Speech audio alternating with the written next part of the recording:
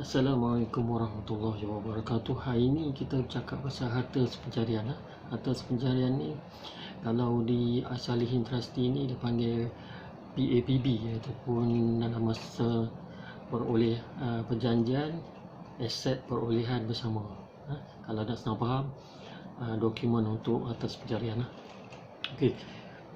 Tuan-tuan dan puan boleh buat dua pilihan. Satu, kalau kita pilih untuk tak mau buat perancangan sekarang, kita bila berlaku kematian kepada pasangan kita terpaksa pergi buat tuntutan di Mahkamah Syariah, di mana dia mengambil masa, dan saya dimaklumkan bahawa kos guaman dalam 10,000 sekarang sekarang 10,000, mungkin di masa depan akan naik lah. Jadi dalam perbicaraan di Mahkamah Tinggi ini, pihak mahkamah memerlukan bukti kenapa kita nak buat tuntutan. Kalau ikut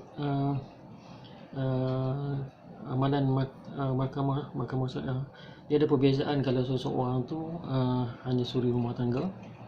Nombor dua, kalau dia bekerja bersama dengan suami dia, mendapatkan mencari rezeki untuk beli rumah dan sebagainya. Nombor tiga, kalau dia ada sumbangan secara terus, mungkin dia ada buat renovation ke dan sebagainya, tapi dia kena buktikan benda tu. Okey, kebiasaannya untuk suri rumah tangga ni akan dapat dalam 1/4 kebiasaan. Kalau yang tolong tu akan dapat dalam 1/3, dan yang ni dapat dalam maksimum dapat dalam 1/2 ataupun setengah saja. Okey, di situ maksud dia kita terpaksa tunggu perintah daripada mahkamah sebelum urusan faraid berjalan, sebab harta sepencarian ni adalah mengambil sebahagian daripada harta yang boleh difaraidkan. Jadi di sini nombor satu, masa, tenaga kita, dan kita akan buang masa di situlah, naik turun kadang-kadang. Okey, nombor dua, tuan-tuan dan puan boleh buat pilihan untuk buat perancangan sekarang dengan dokumen kami lah, PAPB itu, harta sepencarian, dokumen kami itu. Okey, bila buat dokumen ni, kita mewajibkan buat wasiat. Kenapa kita mewajibkan buat wasiat? Okey, kita nak pemudahkan cara dia. Mana dia dokumen harta sepencarian ni, dia sekadar dokumen. Kalau untuk buat pertukaran hak milik dan semua tu, dia memerlukan surat kuasa. Surat kuasa tu boleh didapat dengan menggunakan wasiat. Wasiat ni kita boleh melantik wasi menggunakan probate di Mahkamah Tinggi. Kos untuk dapatkan probate dan CJ faraid dalam 7,000. Jadi yang dokumen tadi tu, masa kita buat, mula-mula kita buat tu, kita akan daftar di Mahkamah Syariah sekiranya ada pertikaian di masa hadapan. Okey, bila dapatkan probate tu, surat kuasa tu, kita boleh terus dalam, kalau di asal ini selalunya dalam average dalam masa 4 bulan kita akan dapat surat kuasa tu, sungguh cepat lah. Kemudian kita akan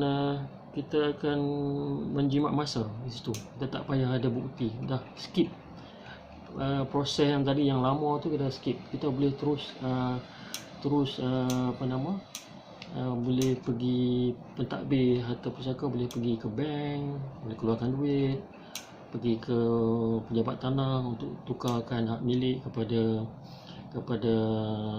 penerima agihan, kalau kita nak bagi wasiat ataupun nak bagi kepada isteri melalui harta pencarian dan sebagainya. Begitu juga dengan kenderaan DJPJ. Proses itu cepat, tidak perlu mencari bukti, tidak perlu naik turun mahkamah, dan dokumen yang dibuat di Asalihin ini memang dah terbukti, memang kita dah lama dalam pasaran. Jadi kalau tuan-tuan pergi ke peguam memang boleh, tetapi cuma dokumen tu sama ada boleh dilaksanakan ataupun tidak, itu risiko yang puan kena tanggung lah. Jadi kalau ikut di syarikat As-Salih ini, kita mempunyai satu syarikat yang profesional lah. Kita punya big boss itu pun bekas hakim negara, kita punya penasihat kita pun hakim syari'i, hakim syari'i, dan juga orang yang mempunyai latar belakang latar belakang perundangan Islam. Jadi saya sangat galakkan tuan-tuan dan puan-puan, buatlah dokumen harta pencarian ni. Dalam perkataan lain di As-Salih ada PAPB, perjanjian aset perolehan bersama. Saya harap penjelasan tu sikit sebanyak dapat beri penjelasan kepada tuan-tuan dan puan-puan.